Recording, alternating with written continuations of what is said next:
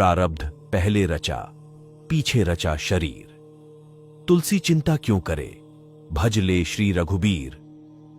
एक साधु थे जो हमेशा ईश्वर के नाम का जाप किया करते थे।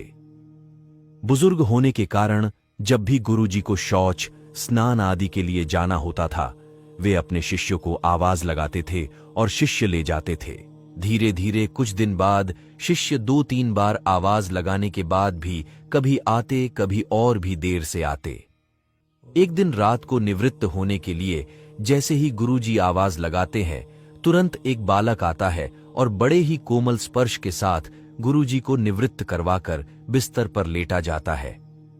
अब ये रोज का नियम हो गया।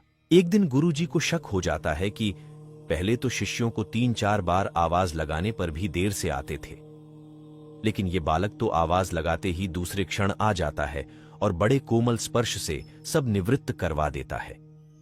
एक दिन गुरुजी कि सच बता, तू कौन है? में ईश्वर ने साधु को अपना वास्तविक रूप दिखाया।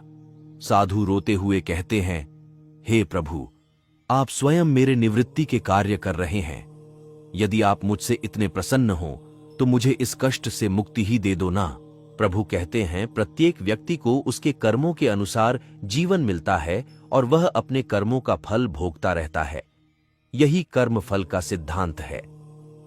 प्रारब्ध का अर्थ ही है कि पूर्व जन्म किए हुए अच्छे और बुरे कर्म जिसका वर्तमान में फल भोगा जा रहा हो। साधु कहते हैं कि क्या मेरे प्रारब्ध आपकी कृपा से भी बड़े हैं? क्या आपकी कृपा मेरे प्रारब्ध नहीं काट सकती है? ईश्वर कहते हैं, प्रारब्ध 3 तरह के होते हैं। मंद प्रारब्ध मेरा नाम जपने से कट जाते हैं। तीव्र प्रारब्ध किसी सच्चे संत का संग करके श्रद्धा और विश्वास से मेरा नाम जपने पर कट जाते हैं, किंतु तीव्रतम प्रारब्ध भुगतने ही पड़ते हैं।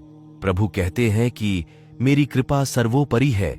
ये अवश्य आपके प्रारब्ध काट सकती है, लेकिन फिर अगले जन्म में आपको ये प्रारब्ध भुगतने फिर से आना होगा। यही कर्म नियम है। लेकिन जो हर समय श्रद्धा और विश्वास से मुझे जपते हैं, उनके प्रारब्ध मैं स्वयं साथ रहकर कटवाता हूं और तीव्रता का एहसास नहीं होने देता हूं।